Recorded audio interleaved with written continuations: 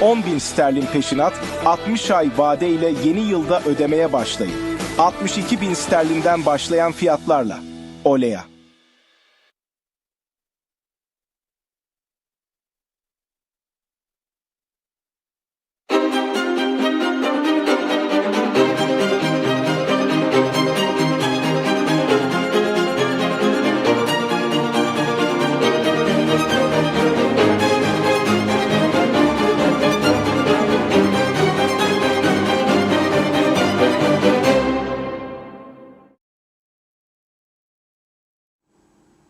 Merhaba sevgili izleyenler, TV 2020 ekranlarında Gündem Özel programında Diyalog Medya Grubu Genel Yayın Yönetmeni Reşat Akar'la birlikte sizlerleyiz. Evet, hemen bugün ele alacağımız konuları sizlerle paylaşalım sırasıyla. Evet, ilk olarak Metehan işkence kapısı olmaya devam ederken Başbakan Ünal Üstel 4. geçiş noktası için yürütülen çalışmaları yerinde izledi. Üstel'e ekonomik örgütlerin yetkilileri de eşlik etti. Bu arada Rum muhaciret görevlilerinin geçişlerde sergilediği oyalama taktiği devam ettiği için bugün yine Metehan'da kilometrelerce araç kuyrukları oluştu. Vatandaşlar bu konunun Rum yetkililerle ele alınmasını istiyor. Konuyla ilgili röportajlarımız var, onları vereceğiz. Diğer konumuz Girne Narkotik Şubesi ekipleri Girne ve Lefkoşa'da yaklaşık 5 ay süren takip sonucu gerçekleştirdiği yapay zeka operasyonunda 11 milyon lira değerinde yaklaşık 4 kilogram ağırlığında 7 farklı türde uyuşturucu ele geçirdi. Ele geçirilen uyuşturucuların türlerinin bir kısmını polisin de ilk defa gördüğü belirtiliyor. Kuzey Kıbrıs'ta uyuşturucu trafiğinde dikkat çeken artışlar vatandaşları endişelendiriyor. Konuyla ilgili röportajlarımızı yine sizlerle paylaşacağız. Sonrasında Roma'da tutuklu bulunan avukat Akan Kürşat'ın yarın Güney Kıbrıs'a getirileceği ve Rum mülklerinin satışıyla ilgili suçlamalardan yargılanacağı açıklandı. Kürşat'ı adaya getirmek amacıyla Rum polisinden bir heyetin Roma'da bulunduğu belirtildi. Detaylarını konuşacağız. Son olarak Rum İçişleri Bakanlığı'nın güneyde kalan Kıbrıs Türk mallarını kullananlardan bugüne kadar alınan aylık 50 ila 100 euro kira ücretini raiç piyasa rakamlarına çekmesi Rum Meclisi Göçmenler Komitesi'nde tepkiyle karşılandı. En düşük kiranın 1200 euro seviyesinde olacağı belirtildi. Yine ayrıntılarını ele alacağız. Evet, buyurun Reşat Bey. Evet, herkese hayırlı günler dileyerek başlayalım. Bugün Metehan Kapısı ile başlayacağız. Çünkü bu Metehan Kapısı Kuzey Kıbrıs'ın sadece ekonomisi açısından değil, Kıbrıslı Türklerin ve Kıbrıs Rumların yakınlaşması, dostluk ilişkilerinin gelişmesi açısından da son derece önemlidir. Bunu hep vurguluyoruz. Madem ki aynı adayı paylaşıyoruz, bu ilişkilerin iyi yönde gelişmesi son derece önemlidir ve bunun için de iki toplumun önünde 2003 yılından beri tarihi bir fırsat vardır. Nedir? Karşılıklı geçişler nedir? Herkes istediği taraftan Avrupa Birliği'nde belirlediği rakamlara göre bakacak olursak 280 euro civarında kişi başı alışveriş yapabilmesidir. Şimdi Kıbrıs Rumlar da kuzeye geliyor, akaryakıt alıyor ama son günlerde güneye geçen Kıbrıslı Türklerin sayısında ciddi oranda artışlar var. Nedir bu artışların sebebi?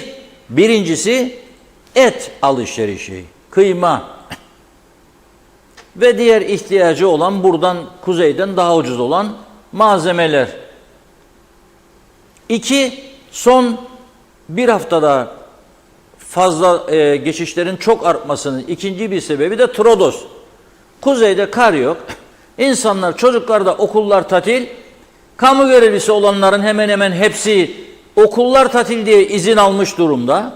Nasıl geçecek bu 2 haftalık tatil? Hadi bir gidelim Trodos'a, kar görelim. O yüzden. Şimdi Kıbrıs Türk tarafını eleştirdiğimiz dönemler oldu. Ama şimdi bugünkü aşamada Kıbrıs Türk tarafının geçişler konusunda özellikle Metehan Kapısı'nda Rum tarafından daha iyi niyetli olduğu kanıtlanmış oldu. Bu kesin. Bu kesin. Hem ben de gözlemledim, hem giden arkadaşlar gözlemledi, hem bugün bir haber ekibi, bir de güneye geçmek için arkadaşlarımızı görevlendirdim. Ondan da aldığım bilgiler benim bir hafta önce gözlemlediklerimle aynı doğrultuda. Bugün Kıbrıs Türk tarafından, yani Metehan sınır kapısından Rumların kapısına geçerken 3 tane muhaciret kabini var. 4. yapılıyor. Yapacağım demişti göreve geldiğinde Başbakan Ünal Üstel. Sonra ekonomik örgütlerle toplantı, sonra onlara havale etme. Ben dedim ki bekleyin 10 yıl daha. Buradan eleştirdik biz bu konuyu. Ağır gidiyorlardı. Nihayet bu mesaj alındı ve hızlandırdılar. Bugün de Başbakan Ünal Üstel ekonomik örgütlerin yetkilileriyle birlikte oradaydı. Ama Rum tarafının 2 tane kapısı vardı. Bundan 1 ay öncesine kadar Rum tarafındaki 2 kapıda görevli olanlar yığılma olduğu zamanlarda geçin geçin geçin derdi. Bunu da söyledik burada defalarca. Bravo dedik. Bakın Rumlar fişleme yapmıyor, yazmıyor, rahatlatmak için geçin diyor. Ama son 2-3 haftadır böyle yapmıyorlar. Muhaciret görevlerini değiştirdiler ve daha katı bir tutum izleniyor orada. Kasıtlı bir şekilde oyalıyorlar. Git Türklere verilen mesaj, gelme kardeşim, Rumlara verilen mesaj, gidersen ucuz benzin alacaksın diye cezasını da çek. Halbuki Nikos Christodoulidis'in açıkladığı önlemler paketinde Metehan'ın rahatlatılması var. Ama tam tersi oluyor. Neyse, bugün önce Başbakan Ünal Üstel'in ziyaretiyle başlayalım. Oraya gitti, ekonomik örgütlerin yetkilileriyle. Orada ne mesaj verildi? Sonra diğer tarafa geçeceğiz.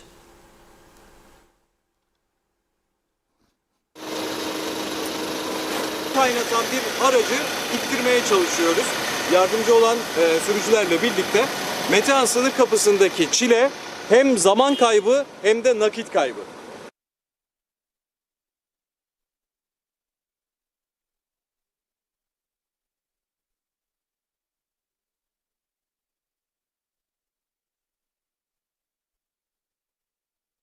Kara giriş kapımızı tamamen çağdaş, yani güneyden gelen insanlar Kuzey Kıbrıs Türk Cumhuriyeti'ne geçtiğini buradan hissedecek.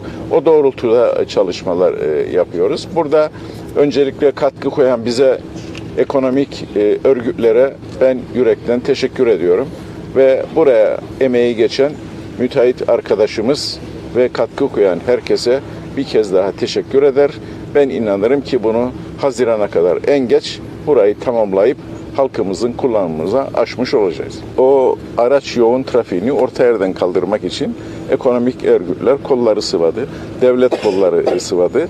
Gelen insanlarımız süratli bir şekilde güneyden kuzeye veya kuzeyden güneye geçmesini sağlayacağız. Cumhurbaşkanı ile birlikte bazı çalışmalar yaptık. Bunu da güney kesimine ilettik. Dolayısıyla biliyorsunuz, bu yalnız bizim uhtemizde olan bir olay değil. Biz istediğimiz yerde istediğimiz kapıyı açamıyoruz. Belli yerlerde belli kapıları belirledik ve güney tarafına bildirdik ama maalesef güneyden henüz daha bir cevap gelmedi. Cevap geldiği gün biz kapıları çoğaltma taraftarıyız ve süratli bir şekilde yeni kapı da açabiliriz. Hiç sıkıntımız yoktur. Planlaması yapıldı, programı yapıldı ve bunlar güneye iletildi.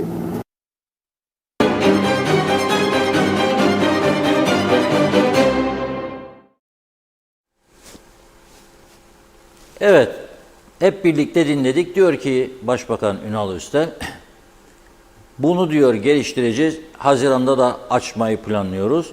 Ama diyor yeni kapılar açılması konusunda da Rum tarafına görüşlerimizi bildirdik. Açmaya hazırız, hiçbir sıkıntımız da yok.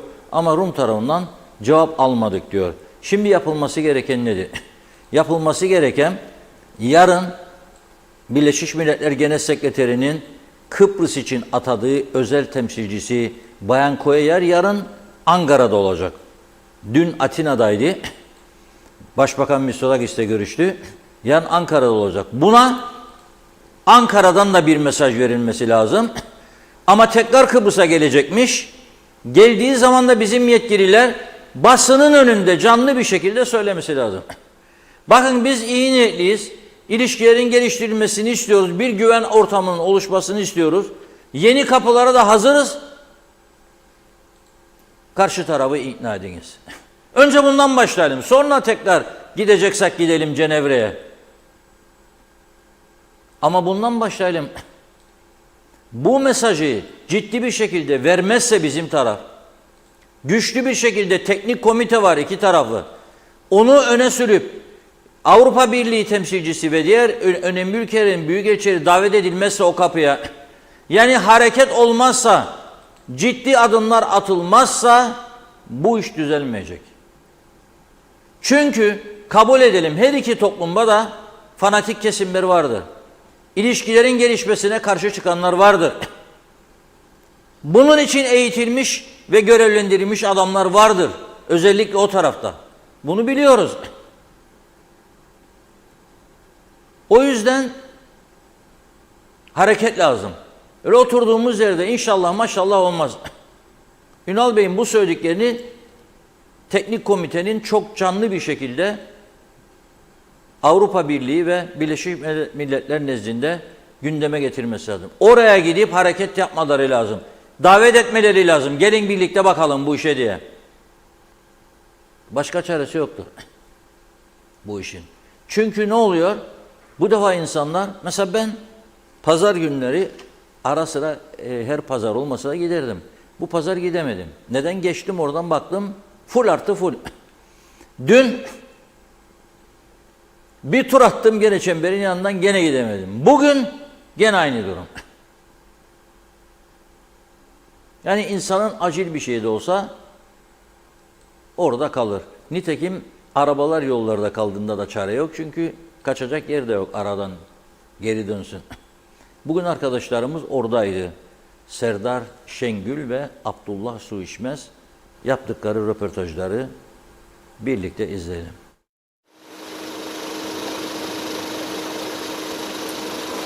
Kaynatan bir aracı ittirmeye çalışıyoruz. Yardımcı olan sürücülerle birlikte Metehan sınır kapısındaki çile hem zaman kaybı hem de nakit kaybı. Arabalar su kaynatıyor. Yani hem zaman hem nakit kaybı olmaya başlıyor.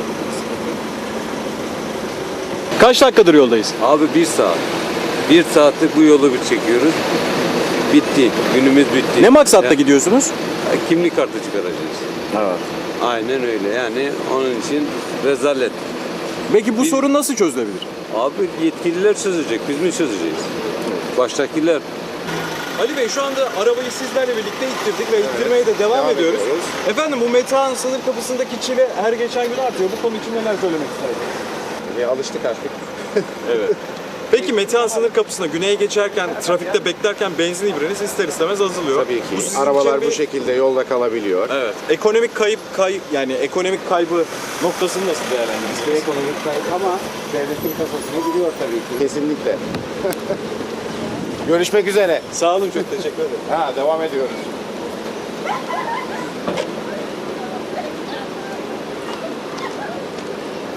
Vallahi 1 saattir buradayız. Hala daha Lefkoşa'dan Lefkoşa'ya geçemedik. Adamlar İngiltere'den 40 dakikada Fransa'ya geçiyorlar. Siz Lefkoşa'dan Lefkoşa'ya geçemiyorsunuz. Lefkoşa'dan Lefkoşa'ya geçemiyoruz. Yani talep belli. Umarım çözüm bulurlar. Evet. Teşekkür Ne maksatla ederim. gidiyorsunuz? Alışveriş? Alışveriş, gezme, hava değişikliği. Evet. Daha ucuz mu? Ucuz mu Güney peki? Ucuz. Ucuz. 30 olmasına rağmen daha ucuz. 1 saattir kuyrukta bekliyoruz. İnşallah geçeceğiz. Evet. Gezmeye mi gidiyorsunuz efendim? Evet, kızımı gezmeye götürüyorum. Evet. Dönüşte peki kaç saatte geçebiliyorsunuz? Normalde trafiğe göre değişiyor. O taraftan bu tarafa geçerken de yine yarım saat, 1 saat. Yalnız sizinle konuşurken önüme Evet. geçiyorlar. Kusura bakmayın. Tamam, sağ olun. Teşekkürler. Müge Hanım, kaç dakikadır yoldayız? Burada yani en az 45 dakikadır bekliyorum.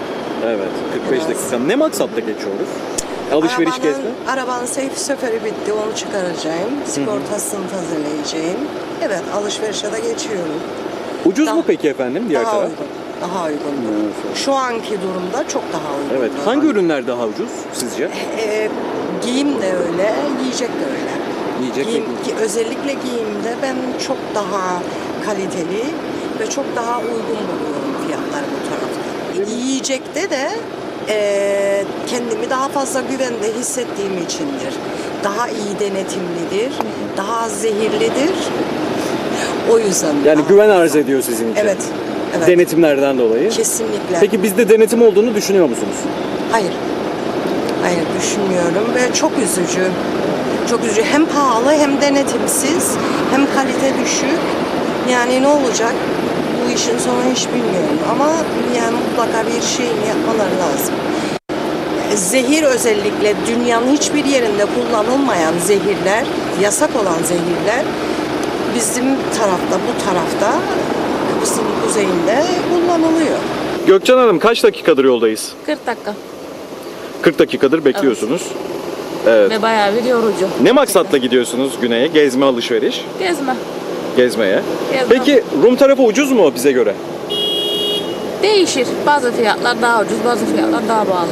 Evet. Peki bu sınır kapısı sorunu nasıl çözümlenebilir size göre? Bence bizim taraf tabii 2 istasyon yaptı ama Rum tarafının da 2 istasyon şeklinde araba durak yeri yapması lazım. Cemal Bey kaç dakikadır yoldayız? En az 35 dakikadır bekliyoruz. 200 metre gelebilmek için. Evet. Alışverişe mi geçiyorsunuz? Biraz alışveriş, biraz gezme. Değerlendirmek istiyoruz. Peki dönüşte de ne kadar bekliyorsunuz ortalama? Daha kısa. Daha kısa. Daha kısa. Ama buradan geçerken Çok çile. Yani tek kelimeyle özetlemek gerekirse çile. 30 dakika. ne maksatla geçiyorsunuz? Gezmek istiyoruz. Evet. Peki çocuklar sıkıldı mı arkada? Evet, Sıkıldın mı? evet. Burada bekleyince neler hissediyorsun? Sıkıcı. Sıkıcı.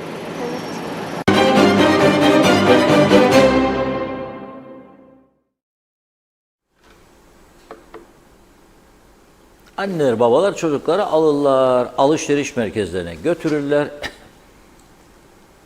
Ve son zamanlarda bizde zam üstüne zam üstüne zam.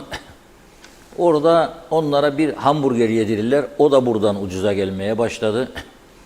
Sıcak ortamda gayet güzel. Elektrik parası ödemiyorlar. Birkaç saat orada. Şimdi indirimler de sonuna geldi artık bitmek üzere. %50 ile 70 arasında indirim. Bizimkiler hala bekliyor burada. Hele bazı markalar var.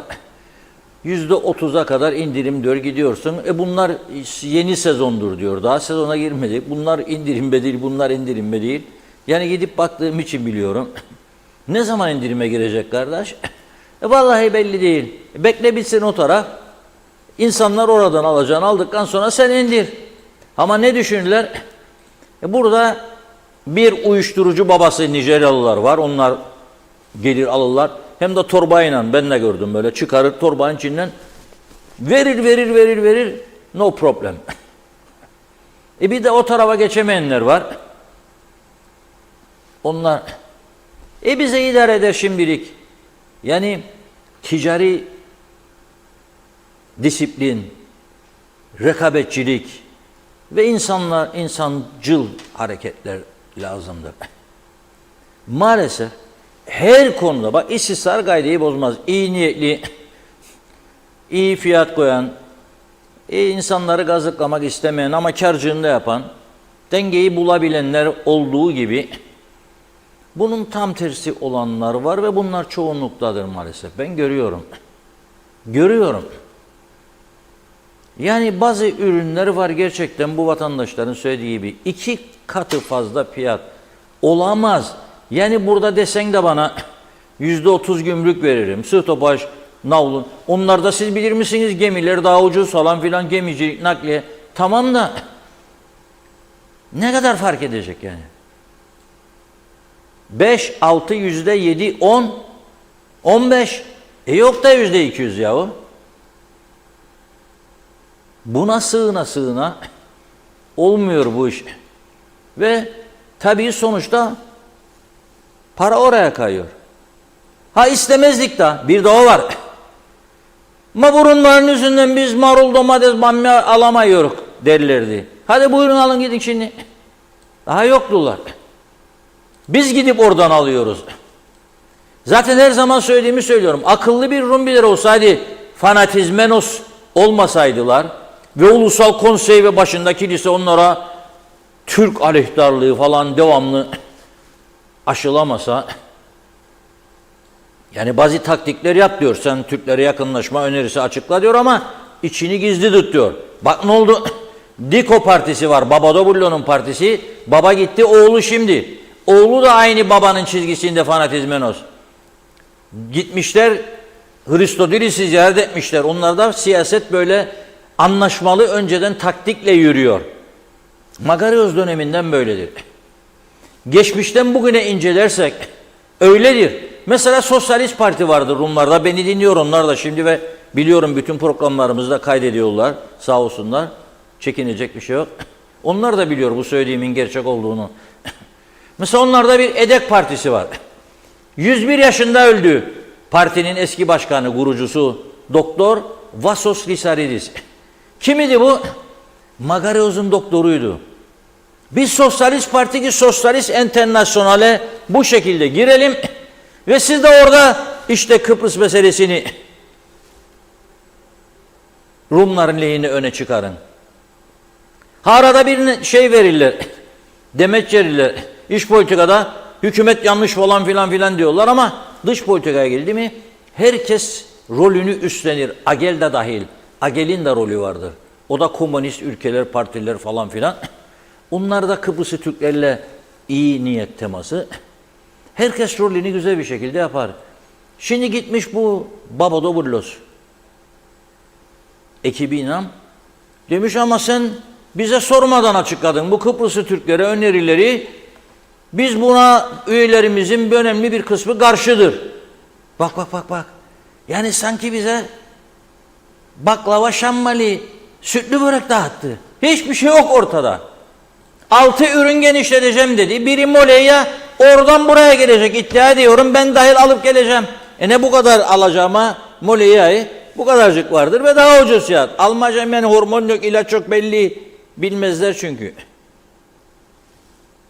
Neyse bu arada bizim Gül Hanım da bana dedi ki size dedi bir gün dedi şey yapmak isterim. Hostescik çıktı. Hostescik dediği ovada çıkar. Tabii dikenli zordur ama aldığım bilgiye göre 135 liraymış kilosu ya 155.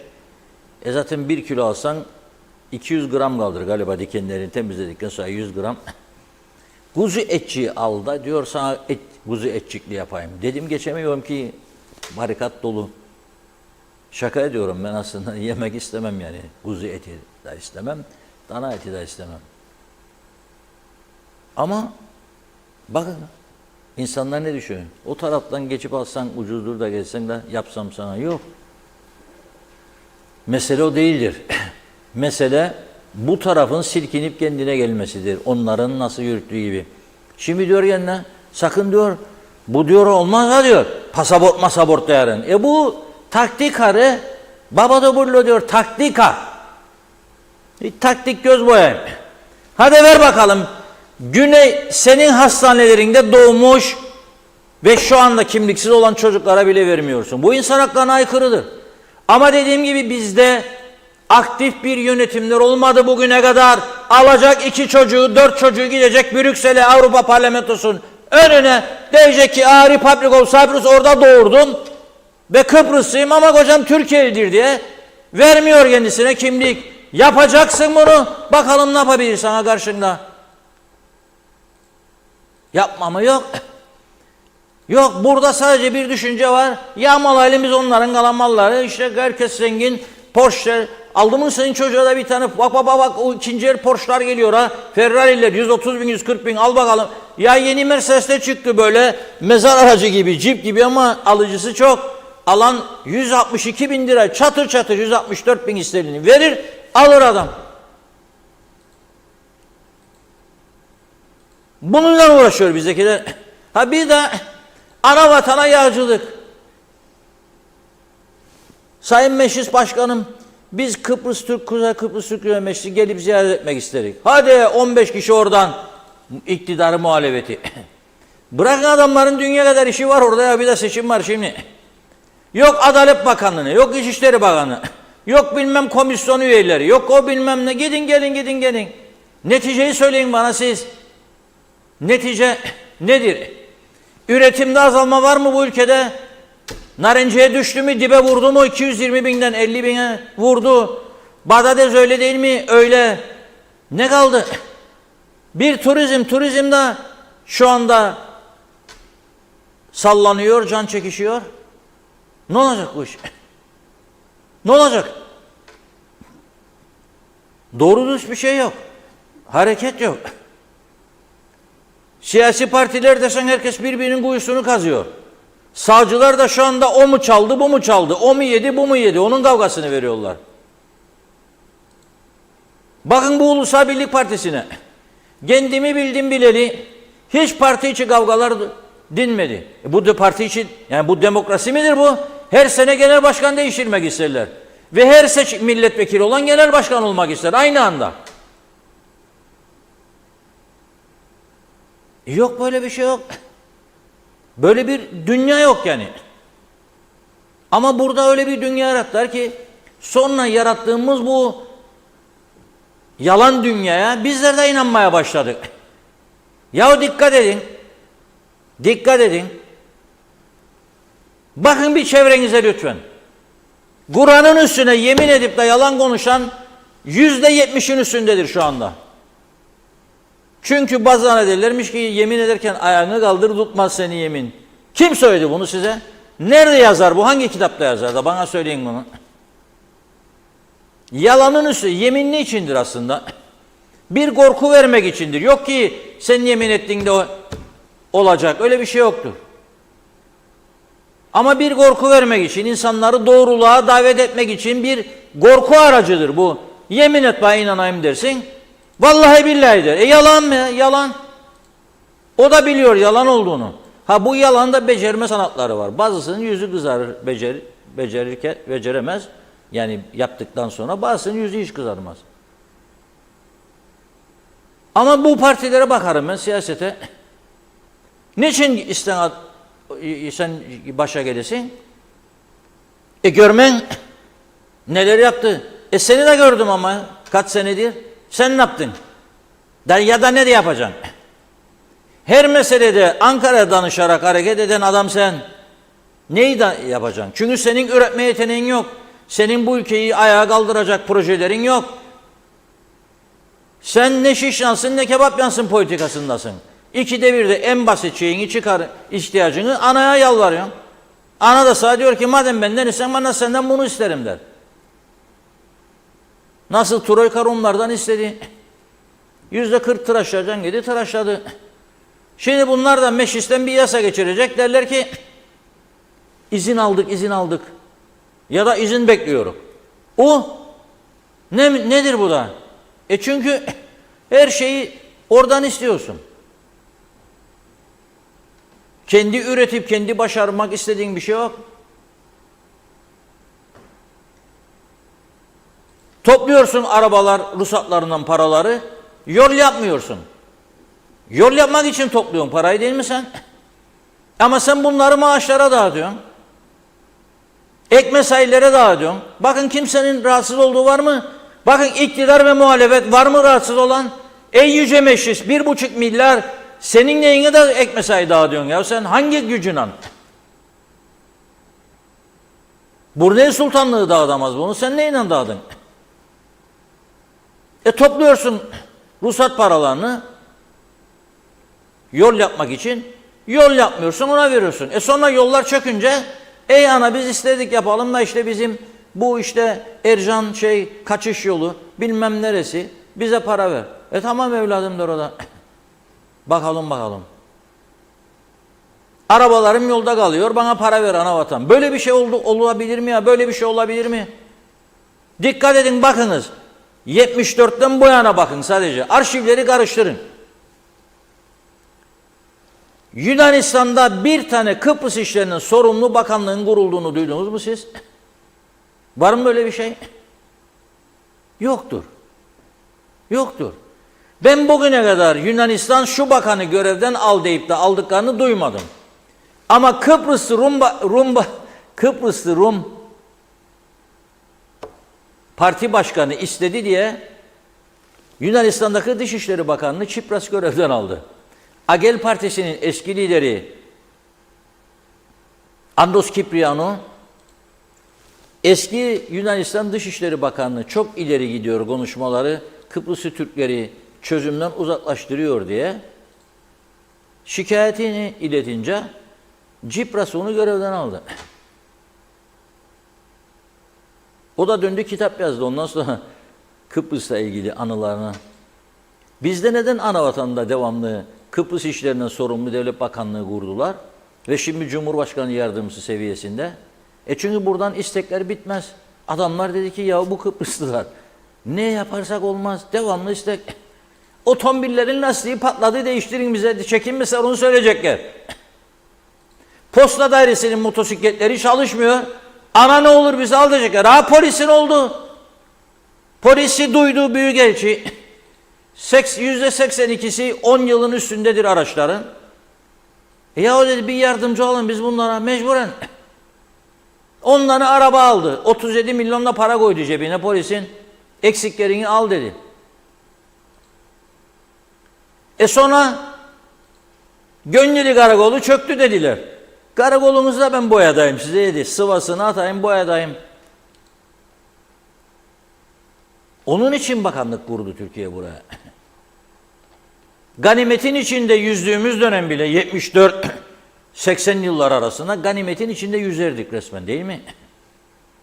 Ambarlar, dolu ambarlar bitmedi. Öyle bir yılda, 2 yılda bitmedi. Daha açıldı. Mates diye devlet emlak malzemesine bağlı satış mağazaları kurdular. Rumların bıraktığı dükkanlardan çıkan tabaklar, tencereler, Pyrex'ler, albümler, şemsiyeler, çatal bıçak takımları, ne aklınıza gelirse, avizeler, kumaşlar satıldı. Arabalar satıldı. Sonra ne oldu? Bitince o ambarlardaki mallar, mülkler dediler ki Türkiye'de şemsiye yok. Türkiye'de albüm yok. Hani koyacaksınız ha fotoğrafları, aile fotoğraflarını veya sevgili fotoğraflarını, albümleri doldurun. Elim kaşınıyor bu arada, para gelecek herhalde bir yerden. Bakın öyle derler değil mi? İnanır mısınız buna siz mesela? Ben elimi kazıdığımda daha çok para harcarım. Neyse. Tencereler, tabaklar, mabaklar. Ben de giderken talebelik zamanımda derdim ya götür ya giderken birkaç set Pyrex tencere falan yol parası çıkardı fazlasıyla. Nereye kadar gitti bu iş? Özal gelinceye kadar. Askeri darbe, Bülent Ulusu, Özal Başbakan Yardımcısı, ekonomi ona verildi. Sonra Özal Başbakan. Tam da bu dönemde Özal'ın geleceği günlerde Forever tiyarenisi ilan edildi. Denktaş Bey gurt adamdı çok. Gelmiş geçmiş Türkiye'deki birçok siyasiden daha gurt politikacıydı. İngiltere'de çok iyi bir hukuk eğitimi almıştı. Mükemmel bir lisanı vardı. Birleşmiş Milletler Güvenlik Konseyi'nde konuştuğunda titretmişti salonu. Buradaki siyasileri de güzel idare etmesini bilirdi, iş adamlarının da falan. Organizasyon çok iyiydi. Ne zaman ki bir kadın giderdi saraya, şikayet etmeye kocasını, boşanacak, Denktaş Bey önlerdi boşanmaları. Şimdi tam tersi avukatlar paracık alacaklar diye teşvik ederler. En ufak mesela tamam şiddetli geçimsizliklerim göresin kendine nasıl ödeteceğim. O burnu eğri, kaşı kapmış adamı süründüreceğim der. Veyahut da adama der merak etme elinde hepsini senden kaptırmayacağım ama sen de ona göre hazırlan yani bu işin masrafı çoktur. Öyle bir düzene geldik. Tamamen çıkar düzeni üzerinde bir siyaset yürüyor bu ülkede ve sosyal yaşam. Çok tehlikeli bir durumdadır Kıbrıs Türk cemaati veya toplumu veya halkı. Ne derseniz deyin. Ben Kıbrıs Türk halkı demiyorum çünkü buradaki halkın ezici bir çoğunluğu yabancıdır artık. Nasıl Kıbrıs Türk halkı diyeceğim? Kıbrıs'ın kuzeyinde yaşayanlar topluluğu diyeyim mesela. O da olabilir. Ya Özal geldi, çok bozuk davrandı Denktaş Bey'e. Ve o dönemde Amerikalıların ziyaretleri arttı Kıbrıs'a. Denktaş Bey'in bana anlattığı Bülent Şemiler'in götürdüğü bir Amerikalı senatörle ilgili anılar var. Onların inşallah kitaplarını vereceğim. Şimdi söylemeyeyim de o da Bülent Şemiler neydi bu falan filan desin ama o da geçer işin içinde. Denktaş Bey'i nasıl değiştiririk konuları konuşulmaya başladı o zaman. Özal çok bozulmuştu bu işe. Sonra ne oldu?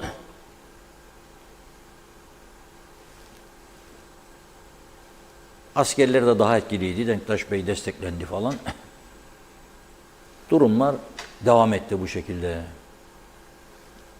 Bu defa Asil Nadir paralar akmaya başladı Londra'dan buraya. Çok büyük paralar. Sonunda ne yaptılar?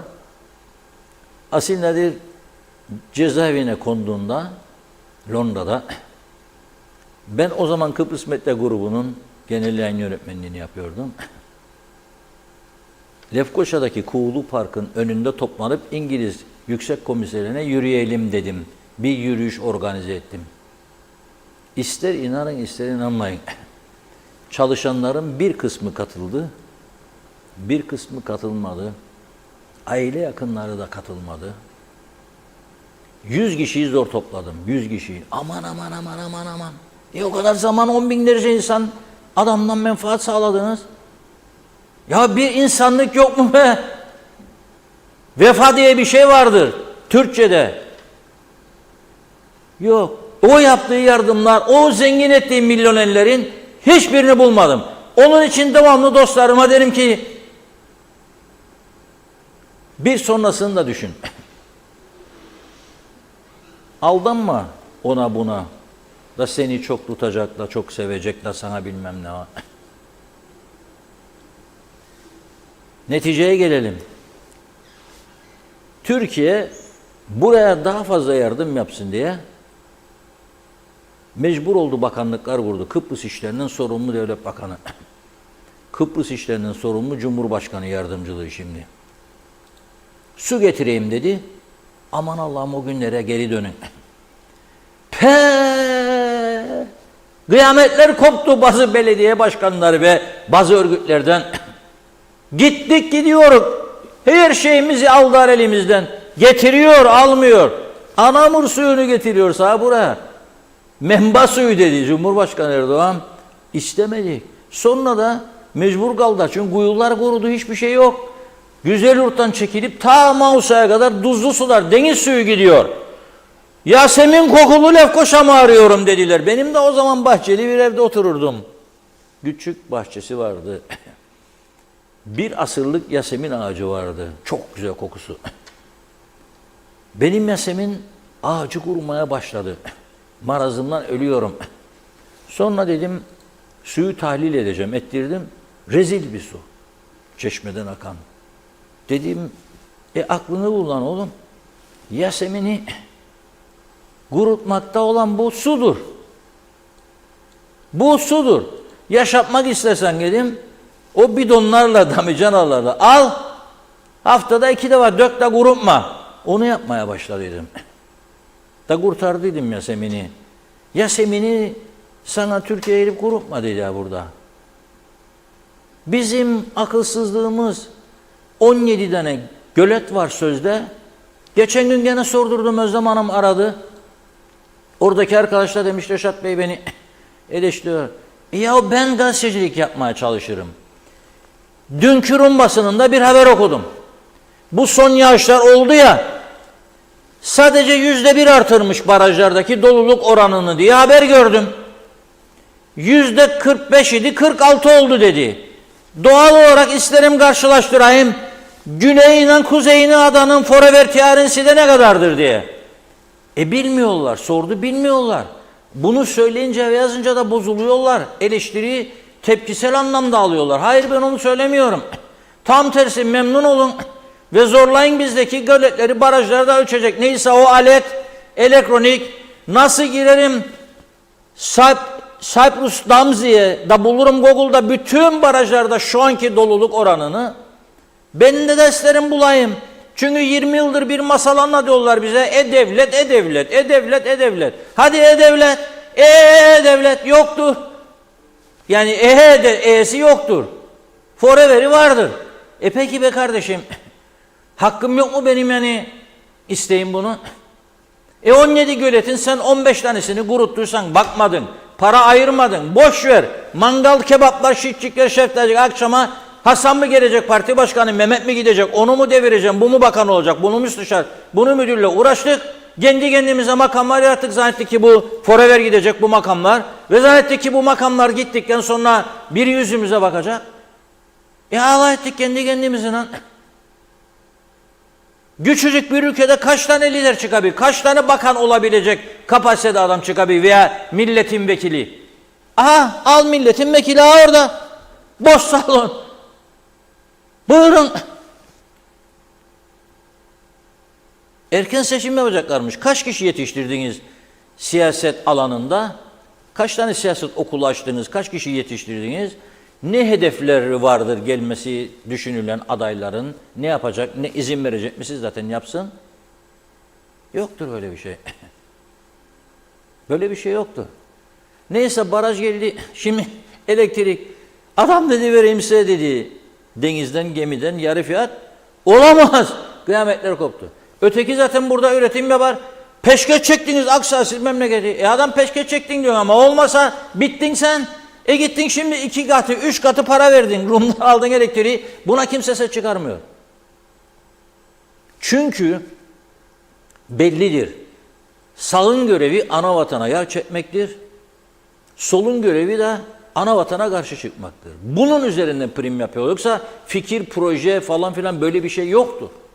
Yani nasıl bu ülkeyi daha iyiye götürür? Alıştırdılar mı bizi de halk olarak? Alıştırdılar. Rica ve minnet üzerine alıştık maalesef. Başka türlüsü olmuyor. Buyurun Funda Hanım. Hızlıca mesajlarımıza başlayalım. Erdal Yarkın, Mehmet Uluçaylı, Osman Mene, Osman Rakibet, Menteş Çağla iyi yayınlar diliyor. Mehmet Şenler de kolay gelsin demiş. Hüseyin Boşnak da Londra'dan iyi ki varsınız dedi. Niyazi İnancı da, Mehmet Ali Özdemir de. Niyazi İnancı, polis suçlara yetişemiyor. Her yerden uyuşturucu, her yerde kaçak insanlar. Asker ivedi bu olaylara el atmalı. İş işten geçiyor. Celal Harun, Akdeniz Köyü'nden Mustafa Aşık'ın mesajı. Yüzünüz güleç, neşeniz bol, enerjiniz daima pozitif olsun. Sağlığınız yerinde, işleriniz yolunda olsun demiş. Mutluluktan daha güzel bir şey varsa o da sizin olsun. İyi akşamlar dostlar, komşularım. Mutlu, keyifli, güzel akşamlar. Mehmet İnancı da hayırlı yayınlar olsun Kaoslar ülkesi cennet adamıza demiş. Ve diyor ki bu haziranlar hiç bitmez. Aynur Yarkın da iyi yayınlar diledi. Nazime Nalbant İskele'den herkese selamlar. Evet görüyoruz halk büyük isyanda, duyuyoruz diyor. Bir de bu elektrikler çok yüksek geldi herkese.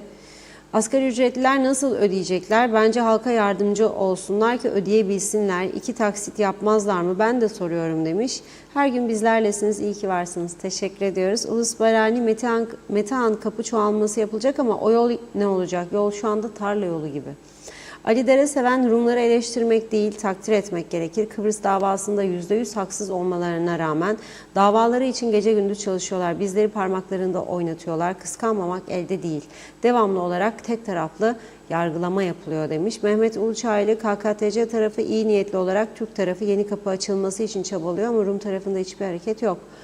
Rum tarafı engeli her konuda varken nasıl tekrar masaya oturacağız? Tahir Yılmaz, Reşat Bey söyle bir daha ki anlasınlar demiş. Yaşasın Reşat Bey diyor. O gün Zeybekoğlu Rum Türk'ü bu adada yok etmek için uğraşıyor. Biz de hala da al gülüm ver gülüm politikasındayız. Onların anlayacağı dilde politikalar geliştirilmeli.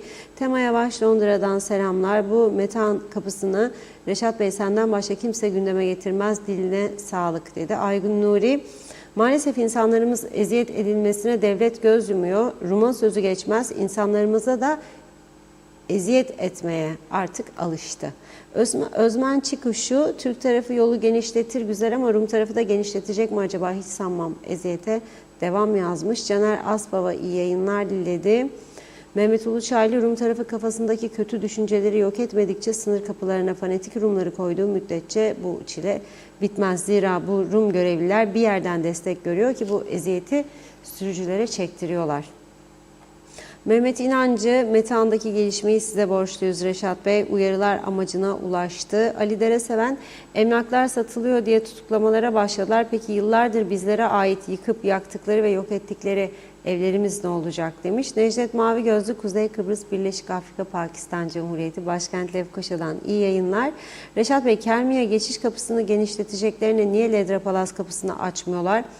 Kontrol noktaları da hazır veya Mausa kapısı, o daha uygun. İnsanlar güneye geçmek için Lefkoşa'dan Kermia'ya gelmek zorunda kalmayacak. Trafikte de bir rahatlama olacak. Yine de hiç olmamaktansa Kermi'a geçiş kapısını genişletmek ve geçiş yollarını arttırmak yine de hiç yoktan iyidir. Hasan Nihat Erduran, 2022 Haziran'da kapı kararı alındı. Daha şimdi uygulanır. Transit geçişler yapılmalıydı. Geç kalındı bence. Daimi geçenler için ayrı geçiş olmalı. Mehmet İnancı, her konuda uyarı şart. Reşat Bey, başka türlü uyanmazlar demiş. Şerife Turgay Derya, iyi yayınlar diliyor. Hasan Nihat Erduran, uçakla kargo gelir gider, piyasa ihtiyacına göre ve ucuzlama olur. Bizde sadece Türkiye üzerinden gelir, ihraç da aynı. Eşit ticari iklim yok ki. BM bunları çözmeliydi şimdiye kadar diyor. Celal Harun, ülkemizde sebze meyve fiyatları zam üstüne zam haberleri gündemden eksik olmazken bakkal, süpermarket ve pazar yerindeki meyve sebze fiyatları yine halkın cebini yaktı. Patlıcan 69, domates 72, salatalık 70 liraymış. İsmet Sencer, iyi yayınlar, harikasınız diyor. Zeliha Adaman, Serdar Cesurer de iyi yayınlar diledi. Metin Harper de. Ali Cevat, Reşat abi, oğlumun yaşı 29, hala kimliğini alamıyoruz. Onların çocuklarının olsa acaba nasıl alacaklardı? Merak ederim demiş. Osman Cepheoğlu, hem Kuzey Kıbrıs hem Kıbrıs Cumhuriyeti karar verilsin. Hangisini isteriz? İşimize geldiğinde KKTC, işimize gelmediğinde Kıbrıs Cumhuriyeti'ndeki haklarımız. Leyla Sözöz, bir domates aldım, tanesi 22 liraya geldi Reşat Bey, ne yapalım demiş. Ali Benli, UBP'de kavga bitmiyor. Zaten ağacın kurdu içinde olmazsa o ağaç yıkılmaz. Genel başkanı var, ne gereği var ortalığı ayağa kaldırmaya, parti kurultayı, günü geldiğinde aday olursun. Ne gereği var demiş Ali Bey. Mustafa Karasalih, Kur'an'ıma diye söze başlayanların %99'u yalan söyleyecekti demektir. İzzet Ahmet, merhum Denktaş'a bile sordum, şimdi size sorarım. Ana vatan buldunuz, peki baba vatan kim bilir misiniz demiş. Nilüfer Canova, Mausa'da Larnaka yolunu kazdılar, aylarca mağdur olduk, yamadılar, tekrar kazdılar, toprak kapattılar, yazık günah değil mi? İnsanlar toprak yutuyor, iskelede bir firma alt geçit yapacak diye yolu mahvetti. Üstelik ana yol toz toprak, her tarafı mahvetti. Oysa Long Beach tarafında başka bir firma daha önce alt geçit yaptı, mükemmel bir şekilde hızlıca kimseyi mağdur etmedi. Kısacası sahipsiz bir memleket, isteyen istediği yeri kazabilir. Devlet ne yapıyor çok merak ediyorum demiş.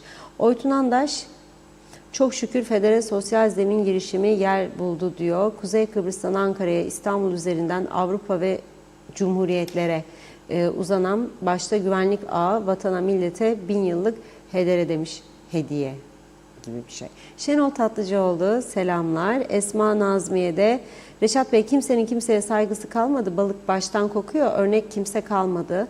İsmet Ezel, çınar ekmek bir AVM'de 69 lira, bir yerde 66 lira, serbest piyasa, yersen demiş. Evet, bakıyorum. Irmak Aztürk, iyi yayınlar, iyi çalışmalar, Allah'a emanet olunuz dedi. Birkaç mesaj daha var. Zehra Sencer'de, Karpaz'dan sevgilerimle, süpersiniz diyor. Cemre Akar, iyi yayınlar, çok sevgiler. Nikos Bülent Antonio, eski Kıbrıslı sanatçılardan varsa bir şarkı dinletin bize. Ahmet Becerk'le diyor. Kör Mehmet Ali ve grubu demiş. Şahin Özdil, süpersin Reşat Bey dedi. Bakıyorum, evet. Hasan Nihat Erduran, vefayı rahmetli Özker Özgür Hoca'dan görmüştük, kalmadı maalesef demiş. İsmet Ezel, ya su gelmeseydi diyor. Mehmet İnancı, kozmopolitan Kuzey Kıbrıs Türk Cumhuriyeti, yakın bir zamanda uzaya Kıbrıs'ı bir Türk göndermek lazım Sayın Akar demiş. Devam edeceğiz, yine çok mesajımız var. Şimdilik bir ara verelim. Evet, buyurun Reşat Bey. Evet, çok teşekkür ediyoruz. Şimdi bu arada da özelden bayağı mesaj geliyor. Arkadaşlarımıza ilettim, rejiye. Gelsin de aldıkları zaman, mesela Nilüfer Hanım, Nilüfer Canova Hanım'dı zannederim, bahsetti.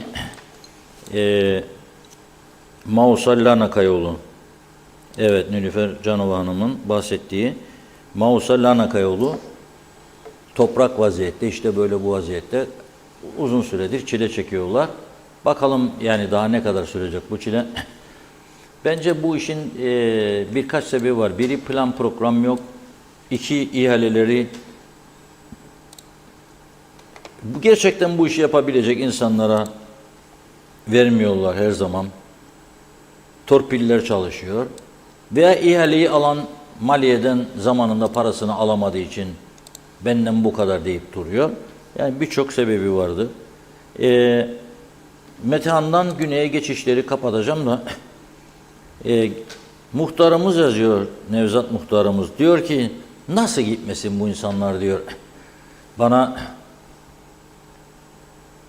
et fiyatlarını gösteren bir de kasa fişi gönderdi. Arkadaşlardadır o da. 1 kilo diyor besi eti diyor 6.50 euro. 1 kilo dana kıyma diyor 6.70. Ben 8.80 diye bilirdim. 8.5 diye bilirdim. Demek ki bazı yerlerde daha uygun fiyatta. Şimdi 6.70 1 kilo dana kıyma 7 eurodan koysam bile yani yaklaşık 220 Türk lirasına alıyor. Aynı adayı paylaşıyoruz ya. Bir tarafında aynı adanın 220, bir tarafında 500, 550, 600, 650'ye kadar gidiyormuş. Nasıl olur bu iş? Yani tekrar söylüyorum bu işte ciddi tedbirler almak lazım. Ama hala da görüyorum ki meseleye nasıl bakılıyor siyasette? Aman demiş Tarım Bakanı, hayvancıları karşımıza almayalım. O zaman karşınıza almayın, sağ kolunuza ve sol kolunuza alın mesela. Daha iyi olur öyle, birini sağa birini sola. Sağa hayvancıları, sola kasapları. Karşı tarafınıza da vatandaşları alın o zaman. Hangisi etkili olacak? Onu da düşünün tabii. Vatandaşı karşınıza aldığınızda. Neyse. En büyük tehlike içimizde, fakat bu konuyu yeterince tartışmıyoruz. Biz burada sık sık konuşmaya çalışıyoruz ama bizim konuştuklarımız bile yetersizdir. Bunu daha ciddi bir şekilde daha ileriye taşımamız lazım. Aksi halde halimiz dumandır. Duman. Dün akşam bir haber aldık. Gazete bağlandı. 11 civarı. Ama bu meslekte saat yok. Arkadaşlarımız bir ihbar aldı. Girne'de 4 kilo uyuşturucu ve bilinmeyen bugüne kadar polisimizin de görmediği çok farklı çeşitler. Şimdi size bunları okuyacağım. Göreceksiniz tehlikenin boyutlarını. 4 kilo bir bulmadı. Eskiden 4 gram bulduğunda polis manşetlere girerdi. 4 gram. Şimdi 4 kilo. Bir baskında. Bu video bugün mahkemede çekildi. Girne narkotik ekipleri Girne ve Lefkoşa'da 5 ay süreyle takip yapmışlar. Ve yapay zeka operasyonuyla bu ilgili şahsı yakalayabilmişler. Öyle bir operasyon, yapay zeka taktik kullandılar. Yani o taktikle ne olduğunu anlatacağım biraz sonra. Sırf kafese çekebilmek için bu işi yapan esas adamı. 11 milyon Türk lirası değerinde 7 farklı türde 4 kilogram biraz üzerinde uyuşturucu ve 26 yaşında Girne'de yaşayan Ukrayna uyruklu Oleksiy Pahlovlak dün akşam operasyon sonucunda ele geçirildi ve bugün mahkemeye çıkarıldı. Polis diyor ki, evinde yaptığımız aramada ikametgahın saksı kısmında 20 gram Hint keneviri, ikametgahın mutfak kısmında buzdolabı içerisinde 1 kilo 800 gram, biri açık toplam 17 paket uyuşturucu maddeyle geçildi. Şimdi bu uyuşturucu maddeler nedir? Bunları sizlere aktaracağım. 30 gram ağırlığında bir paketin içerisinde Kuşkat marka çikolata. KitKat'ı Kuşkat yapmış. İyi dinleyin lütfen. KitKat çikolatayı taklit ederek Kuşkat yapmış. Şimdi birine bir tuzak kuracağım. Öyle düşünün. Biri birine tuzak kuracak. Yemez miyim bir çikolatçık, yiyelim beraber, yiyelim. Bu ne? Kuşkat. Bu ama bildiğin KitKat'a benzer ama bu Hollanda yapımı veya Ukrayna yapımı veya Rusya yapımı. Kopar ye, kafa bulut. Veya biri anlamaz dışarıdayken. Ne bilecek? Çikolatayın. 50 gram 2 paket uyuşturucu,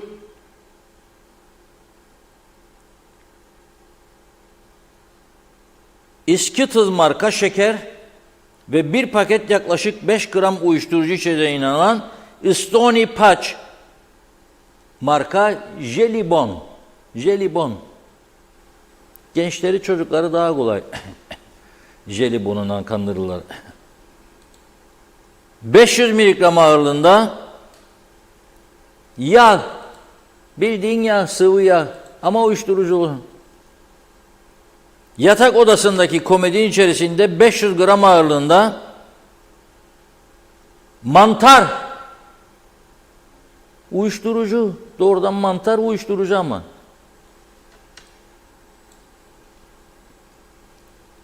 ...10 gram ağırlığında kokain, 10 gram ağırlığında metamfetamin türü en tehlikelisi. Uyuşturucu, 180 gram ağırlığında Hint keneviri, 88 adet LSD türü pul, pul, uyuşturucu pulu. 120 gram ağırlığında cam kavanoz içerisinde muhafaza edilen macun. Al bir kaşık macun da göresin bütün duaların kabul olacak. Yahut da hayallerin gerçekleşecek, sevgilin sana gelecek. Duadır bu, dua falan diye ver gitsin. 20 gram ağırlığında plastik şişe içerisinde uyuşturucu madde içeren likit, 1 kilo 300 gram ağırlığında mefedron türü uyuşturucu maddesi. 3 gram ağırlığında MDMA uyuşturucu. 12 gram ağırlığında Hint keneviri türü uyuşturucu içerdiğine inanılan reçine ve bir adet üzerinde uyuşturucu madde kalıntısı olan Dometi marka hassas terazi. Terazinin üzerinde kalmış tozu 1 gram kaldı. Polis bunu nasıl yakalıyor? Sosyal medya üzerinden yapay zeka kullanarak polis tespit edilemeyen farklı konumlara uyuşturucu madde bırakıp alıcılara ulaşmasını sağlamış. Ve daha sonra zanlının Girne ve Lefkoşa'da yürütülen 5 aylık takip sonucu yakalandığını söylüyor. Soruşturma devam ediyor diyor polis ve 2 gün daha tutukluluk istiyor. Mahkeme de tutukluluk emrini veriyor. Peki bu uyuşturucu belası karşısında bizler, vatandaşlar ne düşünüyoruz? Bu büyük tehlikeyi yeterince görebiliyor muyuz, göremiyor muyuz? Bunu nasıl önleyebilir devlet, polis? Ne yapması lazım? Bu konuda arkadaşımız Ömer Kadiroğlu havada, karada, denizde derken bugün uyuşturucu röportajlarında bizlere güzel bir söyleşi gerçekleştirdi, röportajlar yaptı. Onları izleyelim. Olaylarında ciddi bir artış yaşanıyor. Artık gram olarak değil kilo uyuşturucular ele geçirilmeye başlandı. Bu konuda neler söylemek istersiniz? Bu konu çok önemlidir. Ama maalesef yetkililerin çok duyarlı olduğuna inanmıyorum. Niçin? Çünkü mesela Haydarpaşa muhtarı sınırdan kaçak uyuşturucu geçildiğini her gün görüyor. Polislere bildiriyor. Gelin beraber pusu kuralım, tutalım diyor. Yani bu muhtarın söylemesi. Kimse ilgilenmiyor. Çocuklar bazen ben tutarım, döverim. Gene vazgeçmezler. Orası der, uyuşturucu geçit yeridir. Kimse ilgilenmiyor. Peki bu durum sizi tedirgin ediyor mu? Tedirgin ediyor. Bir de okulların etrafında uyuşturucu satanlar var, geziyor. Bunların tespit edip yakalanması gerekir. Bu konuda bir şey yapılmıyor gördüğüm kadarıyla. Çünkü ortaokula kadar uyuşturucu içen çocuklar çoğalmıştır. Yani bir beladır bu. Uyuşturucu mafyaları bunları bulur. Bunlar da para ister. Al 3-5 kuruş sattırır ona. Yani adam mecburiyetten fazla para kazanmak için pis yollara düşer. Onların suçu yoktur. Ama suçu gene de suçludur çünkü çocukları zehirlerler. Evet. Yapmamaları lazım ama aç kalmamak için yapanlar var. Nasıl bir önlem alınabilir? Nasıl bir önlem alınabilir? Her tarafa sivil polis koyacaksın. Göz açtırmayacaksın bunlara. Sınırlarda devamlı denetim olacak. Sınırlarda çok etkin önlemler almak gerekir. Ve burada da bu maalesef giderek büyüyen bir sorun. Bir an önce gerekli önlemler alınmalı. Sizce bu insanlar, bu uyuşturucu kullananlar veya satışını yapanlar cesareti nereden alıyor? Yani önce çocukları bir kere çok masum bir şey olduğu şeklinde başlangıçta kandırıyorlar. Ondan sonra tabii giderek büyüyor bu sorun. Fakat uyuşturucuya karşı mücadelede de aslında ciddi bir yol kat ediliyor. Bence toplumu çok daha ciddi ve yoğun bilgilendirmek gerekiyor. Özellikle çocuklu ailelere çok büyük görev düşüyor. Evet. Bu tür olayların yaşanmaması için ne gibi tedbirler alınabilir? Önce eğitim. Yani talep olduğu müddetçe illaki bunu tedarik eden birileri de ortada olacaktır. Onun için öncelikle talebin azaltılması lazım. Onun için de başlangıçta eğitim. Tabii bunun önlemini alması gereken yine hükümetimizdir. Hükümet giriş çıkışları ne kadar sıkı tutuyor, onu kendileri artık değerlendirmeleri lazım. Ve kendileri bu kısıtlamaları getirmeleri lazım. Bugün bu işin başında İçişleri var. Bunun iç işlerinin ne kadar ilgilendiği, ne kadar bu sınır kapılarına sınırlama getirdiği, tabii bunları araştırmak lazım. Yani polisle nasıl bir diyalog içerisindedir? Çünkü sonuçta poliste uygulanan emirleri uygulayan bir birimdir. Yani. Tedirgin oluyor musunuz? Tabii ki tedirgin oluyoruz. Çünkü ben bir öğretmen olarak çok tedirgin oluyorum. Hem kendi çocuklarım hem okuldaki öğrencilerim, çocuklarımla ilgili çok büyük tedirginlik içerisindeyiz. Hatta biz Eğitim Bakanlığı da bize tabii bununla ilgili bayağı şeyler veriyor. Çok sıkı, mesela ben kendi okulumda çok sıkı nöbetler tutuyoruz. Yani kuş uçurtmuyoruz denecek kadar sıkı bir bekçilik yapıyoruz öğretmen olarak. Yani uyuşturucuya karşı önlem alabilmek için. Yani uyuşturucunun ötesinde sigaraya bile karşı önlem alıyoruz okullarda. Peki sizce bu uyuşturucu işinde olanlar, ticaretini yapanlar bu cesareti nereden alıyor? Şimdi bu cesareti nereden buluyor? Güzel bir soru sordunuz. Yani bu cesareti herhalde baskı alamıyorlar ya da ceza alamadıkları için bu kadar rahat caydırıcı değil, cezaların caydırıcı olması gerekir. Bir de cezaların caydırıcısı dışında yani bunlar bu memlekete nasıl geliyor? Giriş çıkışlar nasıl? Mesela gazetelerde okuyoruz. İşte adam atıyorum 8 yıldır bu ülkede ikamet izinsiz yaşayabiliyor. Bunu nasıl oluyor da biz bu insanların 8 yıl bu ülkede yaşamasına izin veriyoruz? Yani bence buradan yola çıkmak gerekir. Tabii ki. Daha sıkı denetim olması lazım. İçerideki insanların, kaçak yollardan giren insanların ya da girip de ikamet izni çalışmak için girenlerin ikamet izni çıktıktan sonra ikametleri bittikten sonra nasıl bu ülkede kontrol altında olmadığını onların araştırılması gerekir. Ki onları araştıracak olan da tabii ki biz değiliz. Bir defa çok anormal bir göçmen var, girişi var özellikle Afrika ülkelerinden. Ya ben 2-3 kez gelmeme rağmen yılda her geldiğimde biraz daha fazla karşılaşıyorum. Ya bu insanlar, bu ülke fakir bir ülke. Bu insanlar bu ülkede iş bulmak için gelmiyordur. Demek ki burada başka bir şeyler yapıyorlar. Yoksa bu ülke kendi vatandaşına zaten zor yeten bir ülke.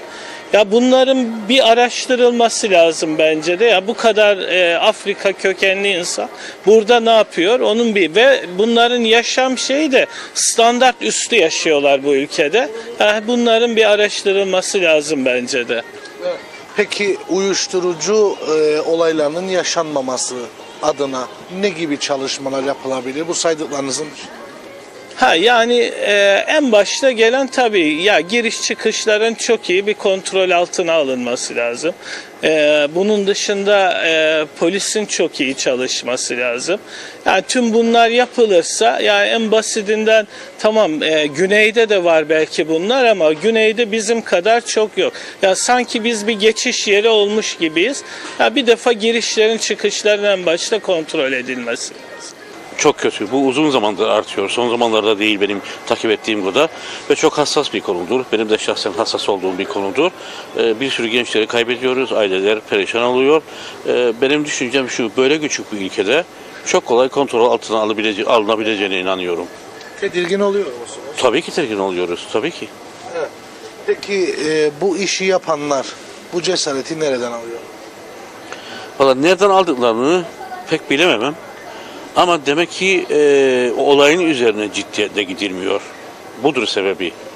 Yani bir hata işlerseniz ve size bu müsamaha edilir ve yeterince karşı konmaz, ilgilenilmez, yapmaya devam edersiniz. Bu da ondan kaynaklanır. Vallahi işte biliyorsunuz girişten tutun da yani bu ülkeye girişinden tutun da dağıtımına, zaten bunu yapan insanlar belli. Herkesin mutlaka kaydı vardır. Bunları takip, yani bunlardan bir şekilde bu işi çözebilirler. Dediğim gibi çünkü küçük bir ülke. Bu nereden geliyor bu uyuşturucu? Dışarıdan geliyor. Neyle geliyor? Gemiyle geliyor, uçakla geliyor. Bilmiyorum, sınırdan geliyor. Duyuyoruz gazetelerde, haberlerde. İşte bu yerlerde tedbir alıp bloklayacaklar. Ondan sonra da içerideki ne dönecekler? Dağıtımına. Ülkeye kontrolsüz girişler, özellikle bu üniversite bağlamında nasıl denetlerler, nasıl şey yaparlar. Ama büyük oranda zannediyorum bu yabancı öğrenci ağırlıklıdır. Bunlar da üzgünüm büyük oranda hep şeydir, Afrika'da gelen öğrencilerdir. Nasıl önlenir bilmem, ben bugünkü önlemlerle yeterli değil mi? Çünkü bu çocuklar bu ülkeye girdiklerinde eğitim dışında her şeyi yapıyorlar.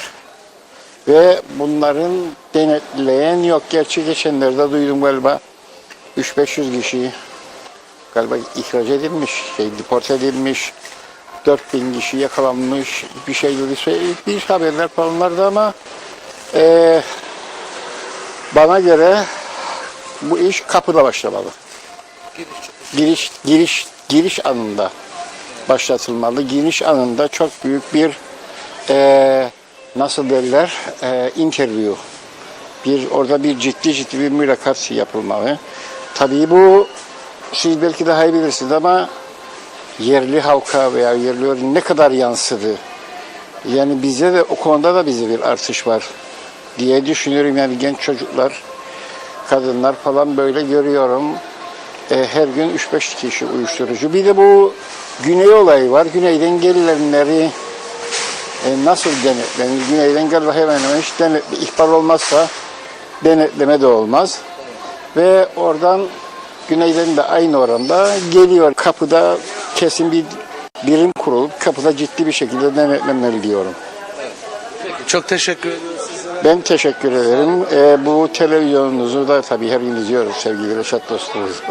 Eski dostumuzdur da halkın nabzını en iyi tutan televizyon durumundadır. Sadece bir televizyon değildir. Ben de başarılarınızın devamını dilerim.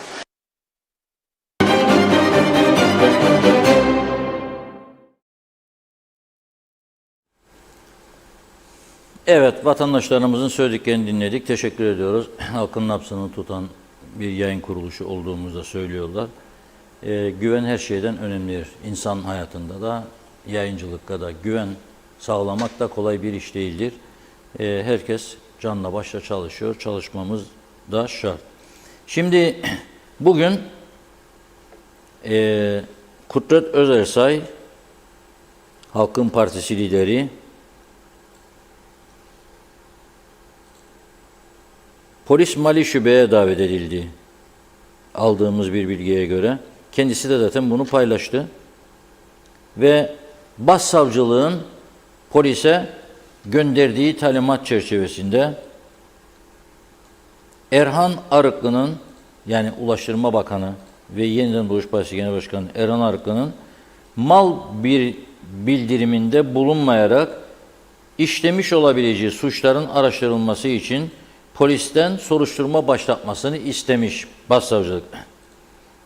Aynı şikayet dilekçesinde hareketle diyor, mecliste diğer milletvekillerinin servetlerini yasada tarif edildiği şekilde doğru beyan etmeyerek veya servetlerinin kaynağını beyan etmeyerek işlemiş olabilecek suçlarla ilgili olarak da bir soruşturma başlatılması istenmiştir diyor.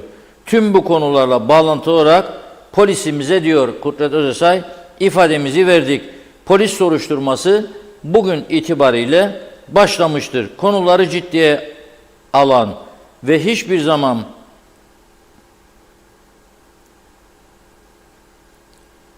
hiç zaman kaybetmeden hızlı hareket eden Başsavcılığımıza ve polisimize teşekkür ediyoruz diyor.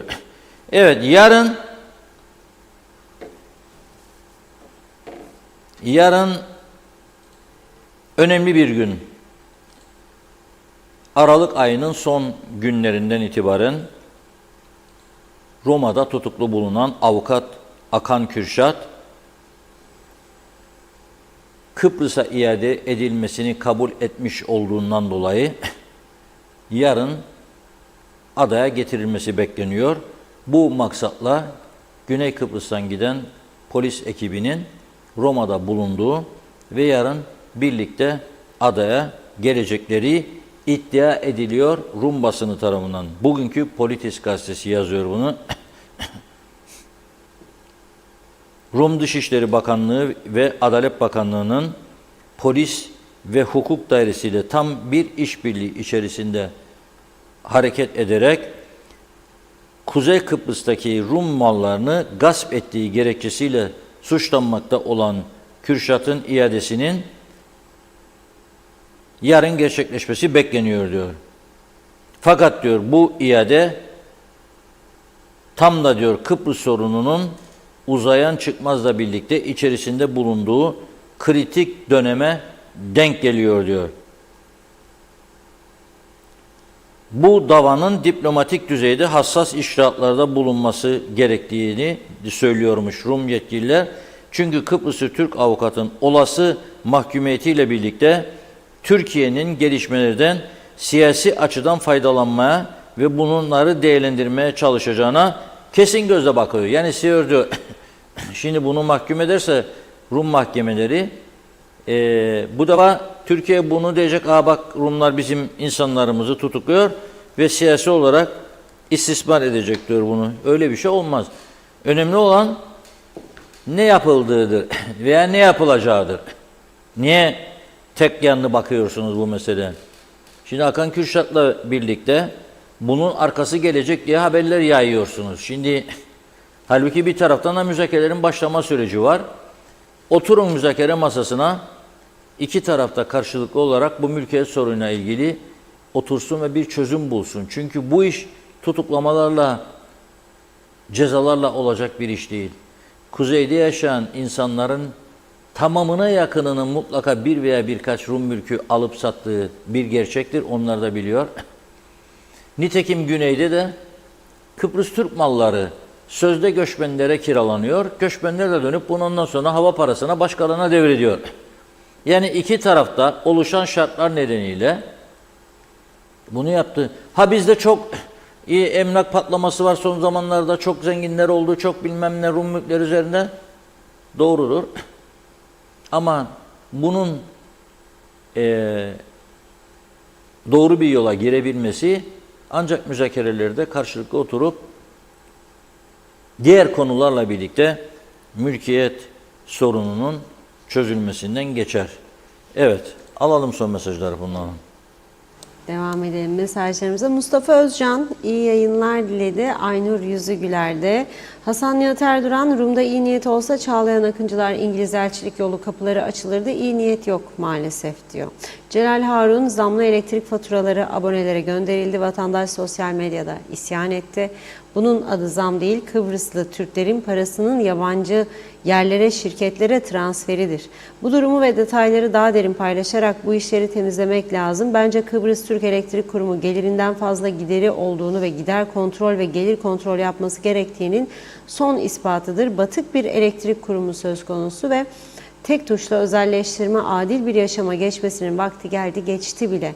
Üzülerek söylüyorum ki geleceğimizi yok ettiniz. Herkesin yaptığının yanına kar kalması adil bir düzen değildir. Bunları konuşuyorsak inanın ki adalet demiş ölüm döşeğindedir. Mehmet Uluçaylı, ne zamanki siyasiler ülke gerçeklerini, halkın ekonomik çıkmazda olduğunu, ülke nüfusunun yarısından çoğu yabancı olunan bir memlekette Afrikalıların cirit attıklarını kabul eder ve engellerse işte o zaman belki adam oluruz.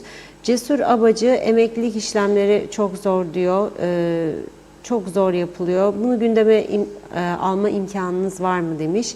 Cumagül Muradova iyi yayınlar diledi. Ali Dereseven, Reşat Bey güzel bir piyano veya keman çalgısı koyunu özledik demiş. Osman Çelik, çok doğru söylüyorsun. Çağatay Dolunay, Reşat abi ihalelerde rüşvetler, komisyonlar konuşur. Rahmi Beyoğlu da iyi akşamlar, iyi yayınlar diliyor. Hasan Kasap, market etiketlerindeki 99'da biten fiyat rakamları halkla alay etmektir ve etik kurallarına uymamaktadır. Saygısızlıktır. Bir kararla 99'la biten fiyatlar yasaklanmalı, kar denetimi uygulanmalı. Sayar Aker, ada kriminal doldu. 1967'lerde buzlu havada, yarı aç sınırlarda cemaati korumak boşa gitti. Ne duası, milli gurur, insanlık bitti demiş.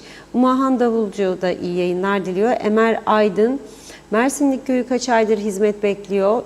Belediye Başkanı Hasan Sadıkoğlu Mersinlik köyünü parsel yapacağım dedi. Acaba unuttu mu? Bir sesimizi duyurun lütfen demiş. Çağatay Dolunay, uyuşturucu adası oldu biricik cennet adamız. Bize yönettiğini iddia edenler her şeyden haberdardır. Niyedir ki herkes milletvekili sonra da bakan olmak ister? Hüseyin Kaya Erdal, süper röportajlar, bunlar bile devletin ne yapması gerektiğini ortaya koymaktadır. Çıldırmamak elde değil bu ülkede demiş.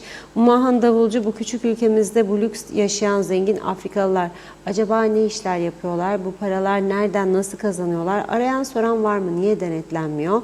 Salih Mullalı, halkımızın zehirlenmesine göz göre göre zehirlenmesi kabul edilemez. Mutlaka bunun önüne geçilmesi gerekiyor dedi. Cengiz Güzelay, maalesef başıboş genç nesiller yetişmesine elverişli bir yapı olan Kuzey Kıbrıs'taki sistemde tüm fatura yeni yetişen gençlerimize sosyal etkinliklerde yoğurup eğitmek yönüne gitmeyenler, genç kuşakları uyuşturucu dahil suç işlemeye yönelmiş tehlikeli gidişat herkesi tedirgin ediyor. İyi akşamlar dedi Cengiz Bey. Evet, bakıyorum. Yüksel Öner, Kuzey Kıbrıs denizin dibinde sürünüyor diyor. İşimiz Allah'a kaldı. Zam başka bir şey yok. Hala Akyollar iyi yayınlar diledi. Evet, bakıyorum. Evet, Sayar Aker, Afrika nüfusunu artık kaldırmaz oldu. Milyonlar sel olup kuzeye akıyor demiş. Hasan Nihat Erduran, 63 işgal ve istilası suçluları avukat Akan'ı mı yargılayacaklar yani? BİSTİS anayasal bile olmayan ganimetçi, soyguncu, sömürücüler ne hakla yargılama yapacaklar? Bunu Türkiye misliyle ödetmelidir diyor. Herkes işini yerel yasalara göre yapar. Suç oluşursa burada oluşur. Bizim tarafımızda yargılar. BM uyuyor mu demiş. Evet, Oytun Andaş da evet, bakıyorum. İyi yayınlar diliyor. Zannediyorum tamamladık. Çok teşekkür ediyoruz. Buyurun.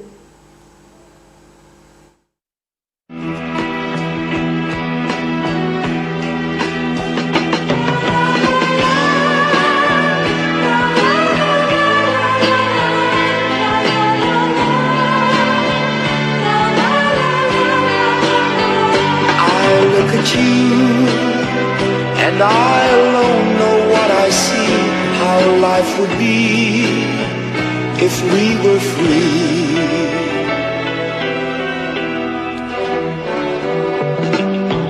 I still remember well that Sunday in the spring, that certain feeling that a first hello can bring. It's funny how two people meet and somehow know from small beginnings love will grow. The subtle traces of your perfume on the breeze, the rolling meadows and the weeping willow trees, yet still behind the secret memories we share from others in our lives for whom we care. If we were free, imagine how our love would be. If we were free, would you be waiting there for me? I'd touch your hand, and only you can understand how life would be if we were free. La la la la, la la la la la la la la la la la la, la la la la la la la la. I look at you, and I alone know what I see, how life would be if we were free.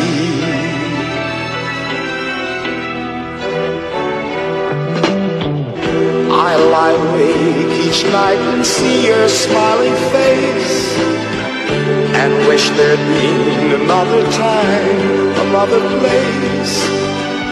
Yet could we break these vows we made so long ago? It's far too soon for us to really know. If we were free, imagine how our love would be. If we were free, would you be waiting there for me? I'd touch your hand, and only you can understand how life would be if we were free. La la la la, la la la la la la la la la la la, la la la la la la la. I look at you, and I alone know what I see, how life would be if we were free. La la la la, la la la la la la la la la la la la, la la la la la la la la. I look at you, and I alone know what I see.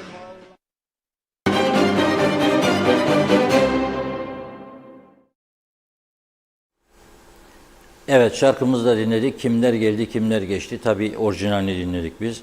Ajda Pekkan da bunun Türkçesini söyledi. Çok güzel söyledi o da tabii. Bugün programımızı bu kadarla noktalıyoruz. Konuşamadığımız iki konu var.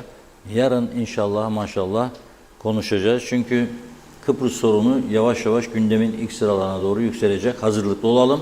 Gündemimize alalım. Sadece pahalılık değil, bu pahalılığın ardından olabilecek gelişmeleri de değerlendirmemiz lazım.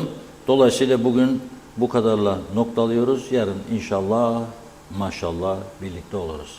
Evet, çok teşekkür ediyoruz ve programımızı burada tamamlıyoruz sevgili izleyenler. Yeniden görüşünceye dek hoşça kalın.